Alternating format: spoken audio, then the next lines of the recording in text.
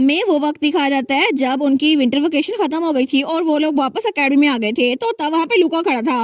वो कहता है सिस्टर इस सेमेस्टर में हम लोग अक्सर मिलने वाले हैं, ठीक है? तो उसकी बहन कहती है हाँ हाँ ठीक है। तो लुका कहता है सच में मैं तो बहुत ज्यादा फिक्रमंद हूँ, मुझे तो बर्दाश्त नहीं होता। आपने पिछले साल पता नहीं किसको रिलेशनशिप एडवाइस भी दी थी इस आदमी को जिसको आप जानती नहीं थी। लेकिन अगर कोई भी आपसे कुछ अजीब सी चीज कहे ना तो मुझे रिपोर्ट कीजिएगा। तो हमारी रीने कहती है मैं इसको खुद हैंडल कर लूंगी, ठीक है? और तुम इतने छोटे से हो, मेरे बारे में टेंशन क्यों लेते हो? वो कहता है मैं तो सीरियस था। तो हमारी रीने उसको गले लगाती है। वो कहती है ठीक है, तुम्हें अपनी बहन पे यकीन है ना, तो जाओ अपने डॉ में वापस रह जाओ। लेकिन तभी उनके पीछे वाली जो बिल्डिंग है ना वहां पर धमाका होता है। तो तब थोड़ी देर बाद हमारी हीरोइन की दोस्त उसके साथ थी जेन। वो कहती है कार्सियो ने पूरी की पूरी बिल्डिंग उड़ा दी क्योंकि उसे लगा था कि तुम अपने कजन के साथ अफेक्शनेट हो रही हो। वो कहती है हाँ हाँ अच्छी चीज है ना कि वो बिल्डिंग को यूज नहीं करता था लेकिन उसको रिस्टोर कर दिया गया है, तो इतनी बड़ी डील नहीं है। तो तब वो कहती है इतनी जल्दी रिस्टोर हो गई? तो हमारी बहन कहती है हाँ कार्सियो ने ये किया था, लेकिन फिर भी कार्सियो से कॉमन सेंस तो मैं एक्सपेक्ट कर ही नहीं सकती। लेकिन हमारी जेन कहती है ये तो बिल्कुल रिफ्रेशिंग है रीने, अब तुम उस पर ज्यादा ध्यान देने लग गई हो। तो रीने कहती है आई गेस नया स्कूल साल नया सेमेस्टर, मुझे लगता है सब कुछ एक्साइटमेंट से भरा हुआ है। तो जेन कहती है हाँ हमारी क्लासेस बिल्कुल सेम रहने वाली है जब तक हम ग्रेजुएट नहीं रहते, लेकिन फिर भी अच्छा लग रहा है। तो रीने कहती है हाँ बिल्कुल, जैसे जैसे ग्रेजुएशन करीब आती जा रही है ना मुझे बहुत ज्यादा नॉस्टैल्जिक लग रहा है। तो जेन कहती है अरे हाँ रीने, अगर मैं स्कूल ईयर की बात कर रही हूँ, क्या तुमने सहरा नाम की किसी लड़की के बारे में सुना है? तो हमारी बहन कहती है सहरा, क्या वो हमारे ग्रेड में है? मैंने तो कभी उसके बारे में सुना। वो कहती है हाँ असल में वो हमसे 1 साल आगे थी लेकिन अचानक से उसने 1 साल का गैप ले लिया ताकि वो कार्सियोन के साथ एक ही क्लास में हो सके, और मैंने सुना है कि अभी उसने फिर से री इनरोल किया है। तो हमारी बहन कहती है वाह ये तो कुछ ज्यादा ही हो गया। लेकिन जेन कहती है रीने तुम्हें सबसे ज्यादा केयरफुल रहने की जरूरत है। तो रीने कहती है मुझे, लेकिन क्यों?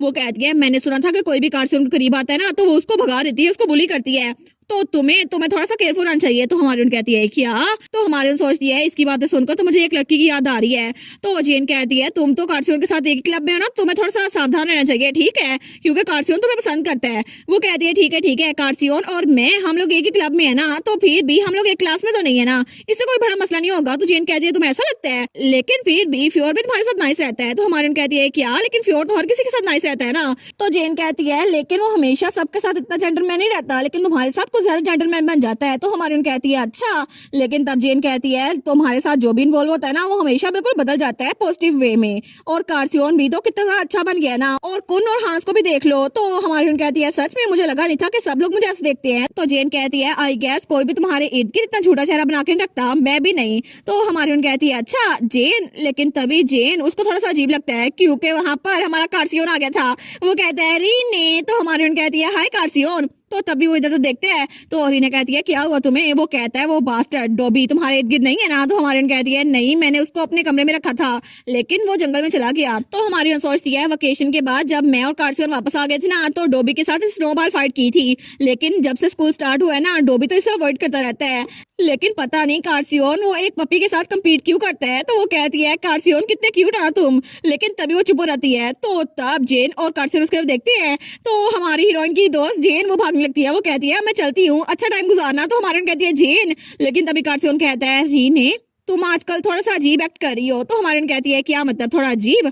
वो कहता है तुम आजकल मुझे परे नहीं खेलती और तुम मेरी तरफ ऐसे नहीं देखती जैसे मैं तुम्हारे लिए कोई सरदर्द दूं, और तुम मेरी तरफ देखकर आहें भी नहीं भरती। तो हमारी सोचती है मैं तो हमेशा से ऐसी थी। वो कहता है मोस्ट इम्पोर्टेंटली तुमने कहा कि तुम बाकी का वेकेशन मेरे साथ गुजारोगी, कुछ तो अजीब हुआ है। क्या कुछ अजीब है? मुझे बता दो ना। तो हमारे सोचती है लगता है पहले मैं इसके साथ बहुत ज्यादा बुरा सलूक करती थी, शायद इसी वजह से इसको जरा अजीब लग रहा है। वो कहता है रीने क्या तुम्हारे लिए बात करना थोड़ा मुश्किल है? तो हमारी कहती है आखिर तुम्हें ऐसा क्यों लग रहा है? लेकिन तब वो कुछ सोचने की एक्टिंग करती है और कहती है नहीं कुछ भी सीरियस नहीं है, मैं बस तुम्हारे साथ ऑनेस्ट रहना चाहती हूँ, मैं बस तुम्हारे साथ रहना चाहती हूँ, क्या ये ठीक नहीं रहेगा? तो कार्सियोन ब्लश करने लग जाता है। वो कहता है अच्छा वो रीने अच्छा तो ये, और तब उसके सर से धुआं निकलने लग जाता है। तो तब हमारी कहती है अरे फ्योर भी यहाँ से गुजर है। तो फ्योर अपने दोस्तों के साथ क्लास में जा रहा था। वो कहती है हे फ्योर, लेकिन फ्योर वो अपनी क्लास में जाते जाते उसको मुड़कर देखता है और तब उसको इग्नोर करके अपनी क्लास में चला जाता है।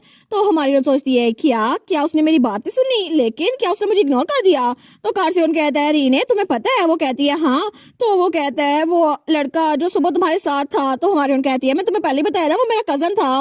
वो कहता है लेकिन तुमने उसको गले लगाया हुआ था। तो हमारी कहती है तुमने इतनी दूर से कैसे देख लिया? तो हमारी कहती है सच में तुम्हें अपने माना एक्सप्लोजन के बारे में कुछ करना चाहिए वरना ये ऐसे काम नहीं चलेगा।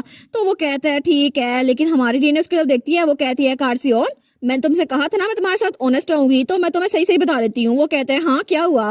वो कहती है जिन चीजों के बारे में मैं तुम्हें पहले एक्सप्लेन कर दिया ना, दोबारा उनके बारे में मुझसे पूछना मत। और जिन चीजों के बारे में मैंने तुम्हें अपनी पर्सनल लाइफ के बारे में नहीं बताया ना, मैं नहीं चाहती तुम किसी और तरीके से इसको पता करो। तो वो कहता है मुझे माफ कर देना रीने, बस मुझे अजीब लग रहा था।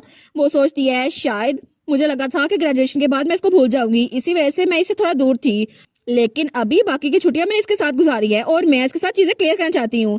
लेकिन तब उसे कहती है अगर तुम्हें मुझसे कुछ भी पूछना है तो डायरेक्टली पूछ लेना, मैं तुम्हें बता दूंगी, बस मेरे साथ ऑनेस्ट रहना।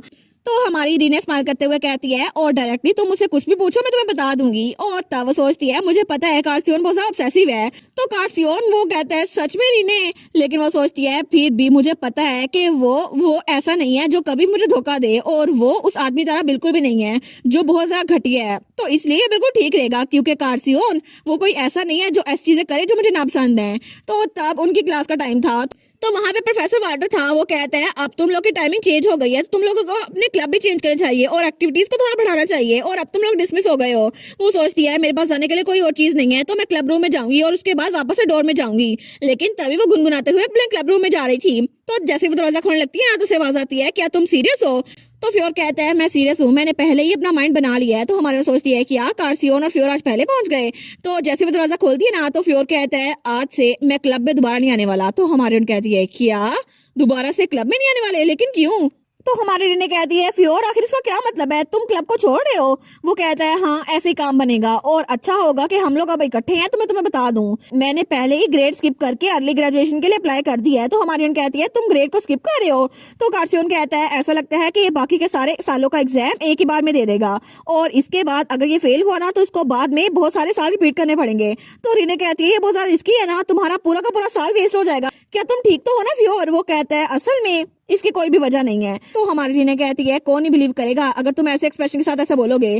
तो वो कहता है अच्छा तुम्हें ऐसा लगता है। लेकिन हमारी सोचती है अभी तक वेकेशन के बाद से इसकी मेरे साथ बात नहीं हुई और पता नहीं ब्रेक में क्या हुआ होगा। वो कहती है फ्योर क्या तुमने सच में अपना माइंड बना लिया है, लेकिन मुझे लगता है तुम्हें आराम से सोचना चाहिए। तो कार्सियोन भी कहता है कोई ऐसी चॉइस ना करना फ्योर जिसकी वजह से तुम्हें कोई रेग्रेट हो। तो हमारी हिरन वो भी कहती है हाँ बिल्कुल। तो फ्योर कहता है मुझे कभी भी पछतावा नहीं होगा और मुझे बस यही कहना था, मैं यही कहने के लिए आज यहाँ पर आया था, और ठीक है मैं आज चलता हूँ, आराम से गुजारना अपना दिन। तो हमारी उसको देखती है, वो सोचती है फ्योर लेकिन इसने हमें कुछ एक्सप्लेन क्यों नहीं किया। तो तब हमें अगले दिन का सीन दिखा रहता है। तो हमारे सोचती है पता नहीं हो क्या रहा है, फ्योर ने ये सब कुछ क्यों छोड़ दिया और इसकी वजह से मुझे तो क्लब का एक और मेंबर ढूंढना पड़ेगा। तो कौन कहता है अच्छा ऐसी बात है। तो ऐसा लगता है फ्योर सच में थॉटलेस आदमी है। तो कार्सियोन भी वहां पर था। तो कार्सियोन कहता है सच में इतनी सेंसिटिविटी है ना तुम में, तो तुम फॉरनर्स को अवॉइड ही करो। तो तब वो दोनों वहां पे खड़े थे और उन दोनों के दरमियान रीने थी। वो कहती है तुम लोग की वजह से ना सारी टेंशन मुझ पे आ रही है, लेकिन वो उन दो क्लासेस की इकट्ठी फिजिकल एजुकेशन की क्लास थी। तो तब रीने कहती है अरे हाँ कौन, मुझे ये बताओ तुम अपने क्लब के बारे में क्या करने वाले हो, क्या तुमने कोई क्लब ज्वाइन किया। वो कहता है नहीं लेकिन मैं क्लब ज्वाइन करने की कोशिश तो कर रहा हूँ। तो हमारी कहती है कि ऐसा एक्सप्रेशन क्यों बनाया हुआ इसने, और वो तो ब्लश कर रहा था। तो हमारी रीने कहती है ऐसा लगता है वो जगह बहुत सस्पिशियस होगी, लेकिन चलो छोड़ो इसे नहीं पूछती। तो तब वो लोग एक्सरसाइज करने लगते हैं। वो कहते हैं ठीक है तुम लोग दूर हो जाओ, मुझे थोड़ी एक्सरसाइज करने दो। तो कार्सियोन कहता है लेकिन फ्री टाइम है ना हमारा। लेकिन तभी उसके पास जेन आती है। वो कहती है वाह तुम्हारी कार्सियोन के साथ एक ज्वाइंट क्लास है, जरूर टफ रहा होगा है ना रीने। वो कहती है हाँ बहुत ज्यादा टफ है। तो तभी जेन कहती है ओ जरा वहाँ पे देखो फ्योर को चीयर कर रहे हैं सब लोग। तो हमारी कहती है क्या फ्योर को चीयर कर रहे हैं, लेकिन तभी वहाँ पर स्पोर्ट्समैनशिप की प्रैक्टिस भी चल रही थी और वो प्रैक्टिस कर रहा था हमारा फ्योर। तो वो सोचती है मैंने पहली बार फ्योर को स्पोर्ट्समैनशिप की प्रैक्टिस करते हुए देखा है और उसको एक तलवार पकड़ते हुए। लेकिन तभी वो जिसके साथ फाइट कर रहा था ना वो उसके ऊपर तलवार टानता है और तभी उस आदमी की तलवार वो नीचे गिर जाती है और फ्योर वो जीत जाता है। और तब वो जीत के तो बहुत ज्यादा खुश था, उसके साथी भी बहुत ज्यादा खुश थे। तो तब जेन कहती है ऐसा लगता है कि तो बहुत ज्यादा खुश है। तो हमारे कहती है हाँ मुझे भी ऐसा लगता है। लेकिन जेन कहती है ऐसा लगता है फिजिकल एजुकेशन में सबका बहुत ज्यादा स्टेमिना वेस्ट हो जाता है, लेकिन मेरी मिसअंडरस्टैंडिंग थी, इसको तो मजा आ रहा है। तो हमारे सोचती है सच में जेन ने कहा है तो मैं इसको गौर से देख रही हूँ, कितना अजीब है ना। अगर इसने अपना ग्रेड स्किप कर दिया तो इसको स्पोर्ट्समैनशिप करने की इजाजत नहीं मिलेगी और इस तरह इसको अपनी फेवरेट एक्टिविटी छोड़नी पड़ेगी। लेकिन वो कोई ऐसा इंसान तो नहीं है कि जो बिना किसी वजह के ये सब कुछ करे, और अगर ऐसा हो भी तो फिर भी उसकी कोई सेंसिटिव साइड होगी। लेकिन अगर उसको मुझसे बात नहीं करनी तो मैं उससे बात कैसे करूं, और इस सिचुएशन में पता नहीं मुझे क्या करना चाहिए। कितना डिसअपॉइंटिंग है है ना, मैं तो उससे बात भी नहीं कर सकती। और तब वहां से जा रही थी, वो सोचती है कार्सियोन ने भी अभी तक इस बारे में कुछ नहीं कहा, क्या सिर्फ मुझे फिक्र हो रही है? क्या सच में लड़कों के लिए इतनी बड़ी डील नहीं होती? लेकिन वो दोनों तो एक दूसरे को काफी अरसे से जानते हैं, मैं उन दोनों के दरमियान क्या ही बोलूं। तभी वो एक जगह पर रुकती है, वो सोचती है मैं भी, मुझे लगता है कि मैं फ्योर के करीब हो गई हूँ, लेकिन कितना शॉकिंग था ना। और मैंने तो उसके साथ बहुत सारी चीजें शेयर की हैं, तो कम अज कम उससे मुझसे बात तो करनी चाहिए थी। लेकिन तभी वहां पर रुकती है, वो सोचती है एक मिनट, कहीं उसकी फैमिली की वजह से तो नहीं, उसके बड़े भाई की वजह से, मे भी सक्सेशन की वजह से वो सब कुछ कर रहा हो। लेकिन वो सोचती है अगर ये फैमिली मैटर है ना, तो फिर भी बात करना मुश्किल हो जाएगा। तो तभी वहां पर उसको फ्योर खड़ा नजर आता है। वो सोचती है ये तो फ्योर है ना, मेरे पास टाइम है, मैं उसे डायरेक्टली जाके पूछ लेती हूँ। तो तब वहां पर आती है, वो कहती है फ्योर मेरी बात सुनो। लेकिन जब वहां पर देखती है ना, वो कहती है क्या? क्योंकि वहां फ्योर किसी लड़की के साथ था, उसे किस करा था। तो हमारे कहती है? तो तभी फ्योर की नजर उस पर पड़ती है, और वो लड़की तो ब्रश किए जा रही थी। तो वो कहता है रीने। तो हमारी पीछे होती है, वो कहती है मुझे माफ करना तुम दोनों को डिस्टर्ब करने के लिए, प्लीज कंटिन्यू रखो। और वहां से निकलने लगती है। वो सोचती है कितना अनएक्सपेक्टेड था ना, मुझे पता नहीं था वो अपनी गर्लफ्रेंड के साथ है, और मैं ऐसे ही वहां पे चली गई, कितना ऑकवर्ड लग रहा है। लेकिन वो सोचती है ठीक है, मैं तो उससे बात करने के लिए गई थी, फिर भी ऐसा लगता है उसको कोई परेशानी नहीं है। तो तभी फ्योर उसके आगे रहता है, वो कहती है कि यार तुम कहाँ से आ गए, लेकिन तुम मेरे पहले कैसे आ गई यहाँ पर? मैं तो भाग के आई थी। वो कहता है मैंने दरमियान में क्लास स्किप कर दी थी, लेकिन क्या तुम थोड़ी देर इंतजार कर सकती हो? वो कहती है तुम ठीक तो हो ना? वो कहता है बस मुझे सांस चढ़ गया है। तो हमारी कहती है अच्छा तुम्हारी गर्लफ्रेंड कहाँ पर गई? वो कहता है नहीं नहीं तुम गलत हो। तो हमारी कहती है क्या मैं गलत हूँ? तो वो तुम्हारी गर्लफ्रेंड नहीं थी, लेकिन ये तुम्हारी पर्सनल लाइफ है ना, तो मैं क्या ही बोल सकती हूँ। तो तब फ्योर कहता है असल में मैं शादी करने वाला हूँ। तो हमारी रीने कहती है क्या? तो फ्योर कहता है वो लड़की मैं उससे शादी करने वाला हूँ, वो मेरी होने वाली बीवी है। तो हमारी रीने वो कहती है फ्योर शादी करने वाला है? लेकिन तब वो उसे बोलती है कॉन्ग्रेचुलेशन। तो फ्योर कहता है क्या कॉन्ग्रेचुलेशन? वो तो बिल्कुल शौक हो गया था, रीने से भी ज्यादा शौक। तो तब फ्योर कहता है नहीं नहीं मैं इसको छुपाना नहीं चाहता था, असल में मैं एक नोबल हूँ ना, और इसी वजह से हमारी फैमिली में अरेंज मैरिज होती है, और इस उम्र में अरेंज मैरिज करना कुछ गलत भी नहीं है, और मैं तो अपने भाई के खिलाफ ये सब कुछ करा था, और इसके अलावा उसको एक्सप्लेन करने लगता है। तो हमारी कहती है अच्छा उसके अलावा? तो तब वो सोचती है क्या मैं सच में इसके एक्सक्यूजेस सुन रही हूँ, लेकिन आखिर ये मेरे सामने आके मुझे एक्सप्लेन क्यों कर रहा है? ऐसा तो नहीं है मुझे पसंद करता है। तो तब फ्योर वो सोचता है रीने के अपने मसले होंगे, मैं उसको ये सब कुछ नहीं बता सकता, लेकिन रीने को क्यों? और उसे रहता है जब रीने ने कहा था आखिर तुम लोगों की फिक्र क्यों करते हो, तुम मेरे दोस्त हो, तो मुझे दूसरों की फिक्र नहीं है। वो सोचता है सिर्फ तुम्हारे लिए, मैं सिर्फ तुम्हारे लिए ये सब कुछ करा था, लेकिन मुझे तुम्हें टेंशन नहीं देनी चाहिए। तो वहां से मुड़ते हुए कहता है मुझे माफ करना ये सब कुछ कहने के लिए, अब मैं चलता हूँ। तो वो सोचता है ठीक है, इसी वजह से मैंने क्लब को लीव करने का डिसीजन लिया था, ताकि मैं कभी भी इसके लिए बोझ ना बनूं, और मैं कोई ऐसा नहीं जो दूसरों को यूज करे, क्योंकि मैं सच में वही कांड इंसान बनना चाहता हूँ रीने, जिसको तुम पसंद करती रहो। तो रीने वहीं पे खड़ी रह गई थी, वो सोचती है फ्योर लेकिन ये मुझे कुछ बताए बगैर फिर से क्यों चला गया? तो तब थोड़ी देर बाद वो किसी के साथ जा रही थी, तो वो कहती है रीने क्या तुम्हारे दिमाग में कुछ चल रहा है? तो हमारी कहती है क्या?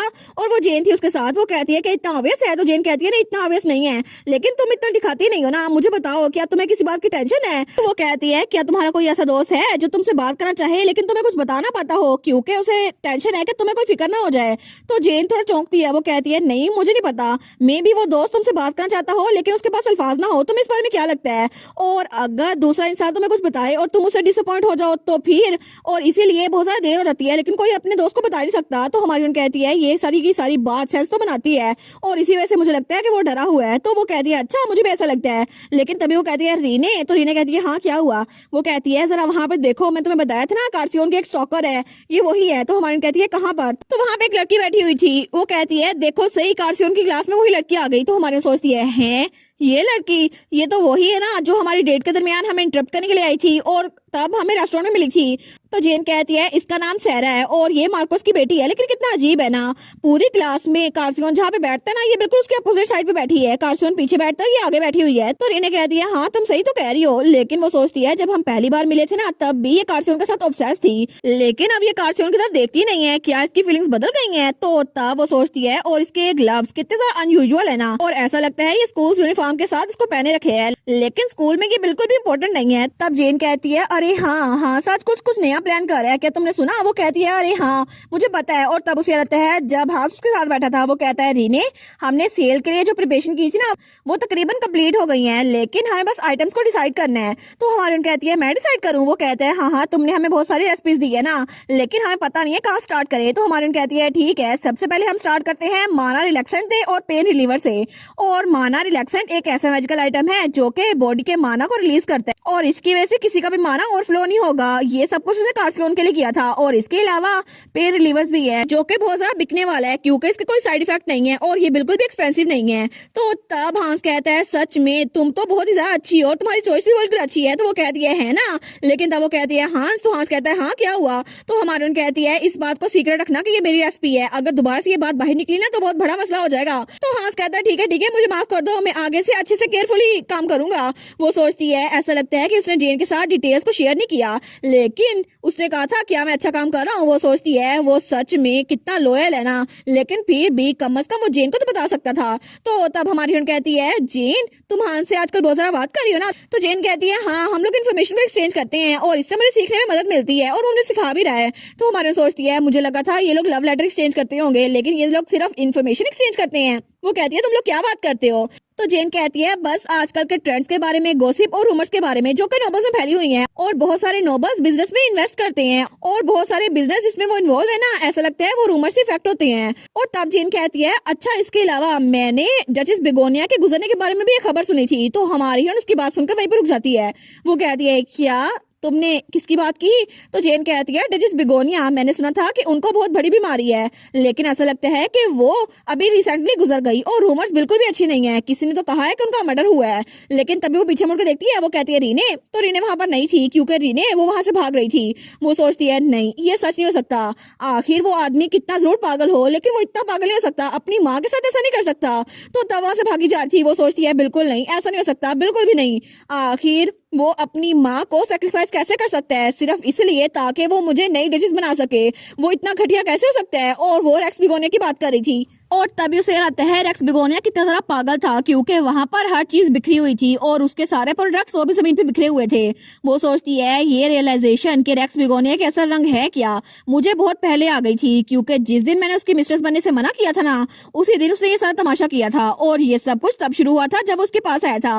वो कहता है रीने, तो हमारी रीने उसको देखकर बड़ी खुश थी। वो कहती है आप तो मेरे ब्रदर के गेस्ट है ना, इसलिए वेलकम यहाँ पर। तो रेक्स बिगोनिया कहता है तुम मुझे ड्यूक ना बुलाओ, तुम मुझे रेक्स बुलाओ, बस मुझे मेरे नाम से बुलाओ। तो रीना कहती है ठीक है तो मैं आपको रेक्स बुलाऊंगी।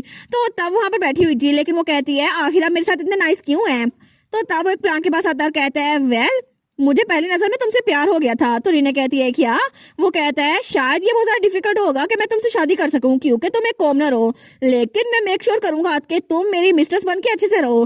तो तुम्हें इस बारे में क्या लगता है रीने। तो हमारी हीरोइन कहती है आप मेरे साथ मजाक कर रहे हैं ना, मैंने कभी भी किसी की मिस्ट्रेस बनने के बारे में नहीं सोचा, मैं तो हर्बल मेडिसिन में पढ़ना चाहती हूँ। तो तब वो कहता है तुम्हें ये पसंद नहीं है और तभी उसने वहां पर हर चीज तोड़ फोड़ दी थी और बिल्कुल गुस्से से पागल हो गया था।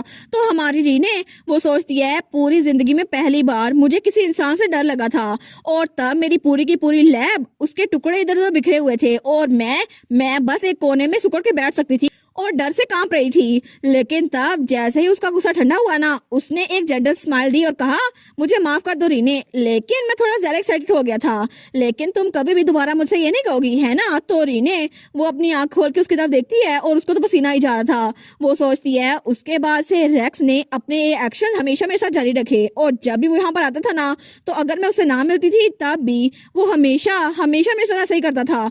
और तब वो अपने बेड पे लेटी हुई थी। वो सोचती है मैं किससे हेल्प मांग सकती हूँ, लेकिन मुझे किससे हेल्प मांगनी चाहिए, कौन ही मेरी हेल्प करेगा। और वो सोचती है रेक्स बिगोनिया वो तो ड्यूक का वारिस है और उसकी फैमिली, उसके पास तो मिलिट्री पावर भी है और उसके साथ तो कोई भी मैच नहीं हो सकता, लेकिन मुझे रेक्स से बहुत ज्यादा डर लगी जा रहा है और अगर मैंने दोबारा कुछ कहा तो फिर वो मेरी फैमिली तक आ जाएगा, मेरी आंट की फैमिली के साथ कुछ बुरा कर देगा और इसी वजह से मुझे बहुत ज्यादा डर लग रहा है। और तब वो सोचती है और इसी डर की वजह से मैंने अपनी जजमेंट खो दी थी। वो सोचती है इरहान मेरा भाई वो मेरी हेल्प करेगा, क्या उसको रेक्स के बारे में नहीं पता था, वही तो उसको यहाँ पर लेके आया था, वही मेरी जान छुड़ाएगा।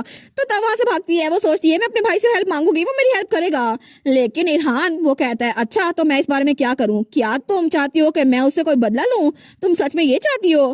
तो तब रीने वो तो बहुत ज्यादा डरी हुई थी। वो कहती है इरहान प्लीज तुम मेरी हेल्प नहीं करोगे। तो वो कहता है तुम्हें सच में लगता है कि तुम मेरी कोई बहन हो क्योंकि मेरे पेरेंट्स तुम्हें पाल रहे हैं, लेकिन तुम चाहती हो कि मैं रेक्स बिगोनिया की अपोजिशन करूं सिर्फ तुम्हारी वजह से। तुम मेरा मजाक तो नहीं उड़ा रही। क्या तुम्हें सच में ये लगता है कि हमने तुम्हें यहाँ पे रखा हुआ है तो तुम थोड़ी सी स्पेशल हो। हम तुम्हें खाना देते हैं, तुम्हें रहने के लिए जगह देते हैं, तुम्हें सोने के लिए बेड देते हैं और तुम चाहती हो कि रेक्स बिगोनिया के साथ मैं अपने तल्लुकात खराब कर लूं क्योंकि तुम्हें उसे डर लगता है। क्या तुम्हें सच में ये लगता है कि मैं कुछ करूंगा? और तुम तो बिल्कुल अपने बाप पे गई हो, जो कि एक नोबल के साथ चिमट गया था। क्योंकि तुम्हारे पास अब कोई पेरेंट्स नहीं है तो तुम भी बिल्कुल अपने बाप की तरह हो। तो हमारी रीने वो सोचती है उस वक्त उसने मेरी बहुत सारी इंसल्ट की, लेकिन मेरे फादर की इंसल्ट के बाद मुझे मुझे उसकी तरफ बिल्कुल भी गुस्सा नहीं आ रहा था। बस मुझे बहुत ज्यादा कोल्ड महसूस हो रहा था। और उस वक्त इरहान ने मुझे जो चीज रियलाइज करवाई थी वो कोई उदासी नहीं थी, बल्कि वो एक सच था, एक ऐसा कड़वा सच जिसको मैं कभी भूल नहीं सकती। कि आखिर में मैं अपनी आंट की फैमिली को जितना मर्जी पसंद क्यों ना करती रहूं, मैं कभी भी उनकी फैमिली नहीं बन सकती। और तब अगले दिन वो नीचे गिर गया था क्योंकि वो इरहान ने तोड़ा था। वो कहता है मुझे माफ कर दो, मुझे नहीं पता तुम यहाँ पे खड़ी हुई हो, लेकिन तुमने ये मेरे फादर से मंगवाया था ना, और उन्होंने तुम्हें ये ला के दिया था। लेकिन सच में ये लाना बहुत ज्यादा मुश्किल होगा, क्या तुम्हें गुस्सा आ रहा है? तो रीना कहती है नहीं, इट्स ओके। वो सोचती है उस दिन के बाद से इरहान वो तो मुझे तंग करने के नए नए बहाने ढूंढता था। कभी मेरी डायरी के अंदर पानी फेंक देता था और कभी कोई टॉक्सिक सब्सटेंस मेरे लैब से चुरा लेता था। लेकिन उसने बहुत ज्यादा चीजें मेरे साथ की और वो लो लेवल की बुलिंग थी। और मेरी अंकल और आंट को मुझ पे यकीन था, लेकिन मेरी रेपुटेशन मेड्स और सर्वेंट के दरमियान बहुत ज्यादा गिरती जा रही थी और हर कोई मुझसे नफरत करने लग गया था। और इरहान की इंटेंशन बिल्कुल क्लियर थी, रेक्स भिगोने की मिस्ट्रेस बन जाओ और इस घर को छोड़ के चली जाओ। लेकिन तब एक दिन वो आईने के सामने बैठी हुई थी और उसकी एक मेड उसके साथ थी। वो कहती है आजकल आपके साथ बहुत ज्यादा अजीब चीजें हो रही है ना, लेकिन आप चेयर अप करें मिस, क्योंकि ऐसे टाइम होते रहते हैं। तो हमारे कहती है क्या? तो वो सोचती है जब मैं अपने कमरे से बाहर आई थी ना, तो जो मेड रो रही थी वही इस बार मेरी हेल्प कर रही थी और उसने मुझे थोड़ी हिम्मत दी और इसीलिए मैं उस पर ट्रस्ट कर सकती थी। वो कहती है मुझे असल में तुमसे एक फेवर चाहिए था, क्या तुम किसी को बताए बगैर मेरी हेल्प कर सकती हो? तो उसकी मेड कहती है किसी को बताए बगैर? तो हमारे कहती है मुझे पता है ये सुनने में थोड़ा अजीब लग रहा है, लेकिन ये कुछ अजीब सा नहीं मंगवा रही मैं, ये मेरे पर्सनल यूज के लिए है। तो तब वो मेड कहती है मेड्स इट्स ओके, मैं आपकी हेल्प कर सकती हूँ, क्योंकि आपकी एज में थोड़े सिगरेट रखना ये तो अच्छे होंगे ना, क्योंकि आपकी कोई दोस्त नहीं है तो आप मुझे बता सकती हैं। और आप फिक्र ना करें, आप मुझसे जो भी मांगना चाहें मैं आपको ला के दे दूंगी और मुझे बहुत ज्यादा खुशी होगी अगर मैं आपकी हेल्प करूंगी। तो हमारे कहती है ठीक है, थैंक यू। वो सोचती है मैं कभी भी किसी को सच नहीं बता पाई, लेकिन मैं थोड़ी सी लकी थी क्योंकि मेरे पास कोई ऐसी थी जो मेरे साथ काइंडनेस दिखा रही थी। और तब वो मेरे से एक बॉक्स ला कर देती है और तब वहां से बाहर निकलती है। तो हमारी उस बॉक्स को खोलती है। वो सोचती है ठीक है मेरे पास अब ये चीज है, और ये वही पंख था जिससे ऑडियो और वीडियो रिकॉर्ड की जा सकती थी। वो सोचती है रेक्स तो बहुत ज्यादा कनिंग है, जब भी वो चीजें तोड़ता था या मेरे साथ वायलेंस करता था ना, तो तब वो इस बात का ध्यान रखता था कि इर्द गिर्द कोई ना हो। लेकिन वो ज्यादातर वही प्लेसेस चूज करता था जहाँ पे वो डिटेक्शन को अवॉइड कर सके या फिर ये जाहिर कर सकते ये एक्सीडेंट है। लेकिन अगर मेरे पास कोई एविडेंस हुआ तो मैं उससे कन्फेशन करवा सकती हूँ। बस यही सोचते हुए मुझे बहुत ज्यादा डर लग रहा था और मेरे हाथ कांप रहे थे। लेकिन अगर किसी दिन मेरे हाथ में उसके खिलाफ कोई सबूत मिल जाए तो क्या पता मैं उसको यूज कर पाऊँ, और क्या पता कि कोई मेरी बात पे यकीन करे। लेकिन इस तरह मैं अपनी पेन को किसी के साथ शेयर कर सकती हूँ और अभी के लिए मुझे इसको बर्दाश्त करना होगा, क्योंकि अगर मैं अभी उसके खिलाफ गई ना तो जिन लोगों को मैं पसंद करती हूँ उनको तकलीफ होगी। लेकिन मेरी अंकल और मेरे आंट और लुका मेरी फैमिली यही है। इरहान चाहे मुझे अपनी फैमिली समझे ना समझे, लेकिन ये तीनों मुझे अपनी फैमिली समझते हैं और मैं अपनी फैमिली को प्रोटेक्ट करके रहूंगी चाहे मुझे कुछ भी करना पड़े। और तब कुछ दिनों बाद वही मेड उसके लिए चाय लेकर आई थी और तब उसने वो चाय कप वहाँ पे रख दिया था। लेकिन तब थोड़ी देर बाद वो वहाँ से बाहर निकलती है और तब वहाँ पे रेक्स बिगोनिया उसके सामने बैठा हुआ था और हमारी रीने वहीं पर थी। तो तब वो अपने चेहरे पे कोई एक्सप्रेशन नहीं लाती, लेकिन रेक्स बिगोनिया वो तो बड़े आराम से उसके सामने बैठा हुआ था और तब वो उसके सामने स्माइल किया जा रहा था और चाय कप उठाते हुए कहता है अब मैं इस बात को समझ गया हूँ रीने कि तुम सच में बिल्कुल जिद्दी हो, है ना? तुम बिल्कुल जिद्दी हो और ऐसा नहीं है कि तुम मेरी कंकोबाइन बनना चाहती हो, तुम्हें डचेस की पोजीशन चाहिए, है ना, ताकि लोगों के सामने तुम्हारा भरम रह जाए और तुम दूसरों को अपना चेहरा दिखा सको।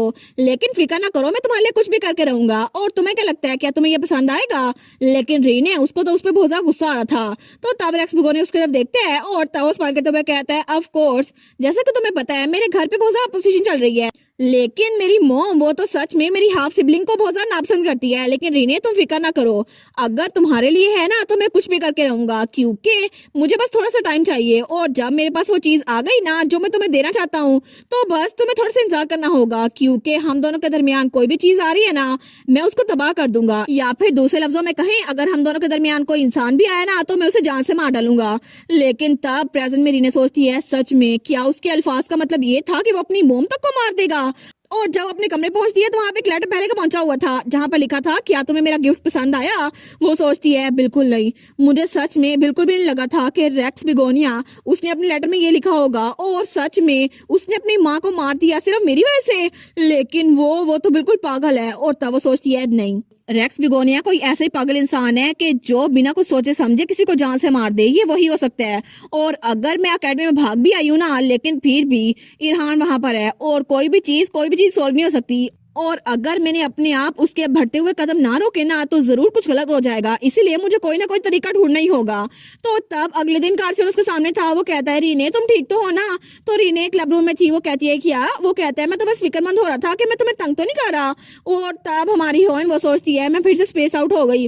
और तब कार्सियन सोचता है कि फिर से चुप हो गई है।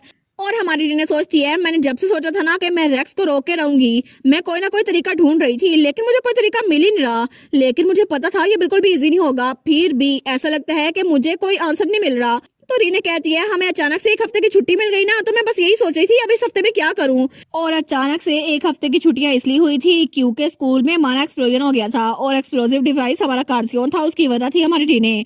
वो कहता है, सच में? लेकिन अगर तुम्हें नहीं पता ना हमें क्या करना चाहिए, तो क्या हम लोग उसी कैफे में चलें जहां हम पिछली बार गए थे, या फिर हम शॉपिंग डिस्ट्रिक्ट में चलते हैं, या फिर हब्स कलेक्ट करने? वो सोचती है कि सारे के सारे तो डेट के आइडियाज है। तो रीने कहती है, हमारे पास 1 हफ्ते की छुट्टियां हैं, लेकिन ये इतना शॉर्ट टाइम है कि कोई भी स्टूडेंट अपने घर नहीं गया और सारे स्कूल में हैं। वो कहता है, लेकिन फ्योर के बारे में तो ऐसा नहीं है ना, वो वापस चला गया है। वो कहती है, हाँ उसके बारे में नहीं है। लेकिन वो सोचती है, फ्योर तो अचानक से हमारी कन्वर्सेशन छोड़कर वापस चला गया था, लेकिन छुट्टियां होते ही वो अपने घर भी वापस चला गया और पता नहीं क्या हुआ था। लेकिन इतने छोटे से ट्रिप के लिए उसको जाना तो नहीं चाहिए था, 1 हफ्ते में वापस आ तो जाना है। लेकिन क्या कोई वजह थी कि वो वापस अपने घर चला गया, वो भी इतने अचानक से?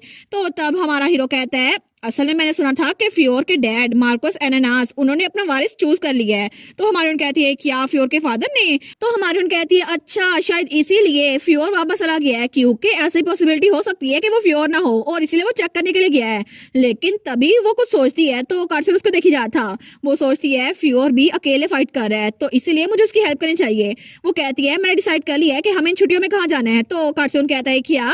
तो हमारी हीरोइन कहती है, इन छुट्टियों में हम फ्योर की हेल्प के लिए जाएंगे। तो तभी वहां पर उनका क्लब रूम बाहर से दिखाया जाता है, जहाँ पे 2 पंछी आते हैं। लेकिन तभी वहां पे टेलीपोर्ट होने की वजह से कुछ मैजिक नजर आता है और वो पंछी वहां से उठ जाते हैं और फिर से वहां खामोशी हो गई थी। लेकिन दूसरी तरफ हमें मार्कोस एनानास का मेंशन दिखा रहता है और तब वहां पर फ्योर वो जा रहा था, लेकिन तभी वो तो बिल्कुल सीरियस लग रहा था। और तब उसकी तरफ कोई बढ़ता है, वो था उसका भाई जो कि उससे थोड़ा सा बड़ा था।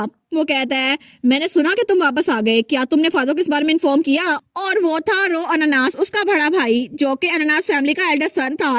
लेकिन अनानास ये तो हमारी उर्दू में पाइनएप्पल को कहते हैं, आप लोग की हिंदी में इसको क्या कहते हैं मुझे कमेंट्स में बताइएगा। तो फ्योर मुड़ते हुए कहता है, मेरी कोई जिम्मेदारी नहीं है कि हर चीज उनको रिपोर्ट करता फिरूं, इसको मैं खुद ही हैंडल कर लूंगा क्योंकि मेरा अपना काम है। तो उसका भाई कहता है, सच में तुम कितने जिद्दी हो ना। अब मैं समझ सकता हूँ कि फादर के अचानक से वारिस बताने की बात पे तुम इतने अपसेट क्यों हो गए, लेकिन एक बेटे के तौर पर तुम्हें थोड़ी सी इज्जत दिखानी चाहिए। तो फ्योर कहता है, इज्जत? तुम मेरी इज्जत की बात कर रहे हो? तुम्हें तो खुद नहीं पता कि दूसरों की इज्जत कैसे करते हैं। तो तब उसका भाई कहता है, सच में अगर तुम थोड़ा सा अच्छे से बिहेव कर लो ना, तो ये सब कुछ ना ही होता और तुम्हें लगता है कि सारे मसले मुझ में हैं और तुम अपने मसलों को हल नहीं कर सकते। तो हमारा फ्योर कहता है, मेरे मसले? तुम्हें सच में लगता है कि तुम अचानक से मेरे सामने आके मेरे मसलों की बात करोगे और मैं तुम्हारी बात मान जाऊंगा? आखिर अचानक से तुम मेरे बड़े भाई का रोल कब से प्ले करने लग गए और तुम तो मुझे अपना छोटा भाई मानते ही नहीं हो। और तुम्हें सच में लगता है कि मैं हर चीज फॉलो करूंगा जो तुम कहते रहोगे? और वो कहता है, बस बहुत हो गया, मैं अब आगे कुछ नहीं सुना चाहता। लेकिन तभी उन दोनों के दरमियान कुछ होता है और वहां पे थोड़ा मैजिक हो रहा था। लेकिन तभी उस मैजिक में टेलीपोर्ट होके हमारा कार्सियन और रीने पहुंचते हैं और वो उन दोनों भाइयों के दरमियान में थे। तो हमारा फ्योर वो कहता है, क्या रीने? तो रीने तो बड़ी खुश थी। वो कहती है, फ्योर देखो मैं आ गई। और फ्योर बेचारा वो तो बिल्कुल शौक था। वो कहते हैं, अचानक से तुम लोग कहाँ से आ गए? और इसी के साथ ये वाला पार्ट यहीं पर ख़त्म। तो आप लोग बताइएगा आप लोग को ये पार्ट कैसा लगा और वीडियो को लाइक और चैनल को सब्सक्राइब लाजमी कीजिएगा।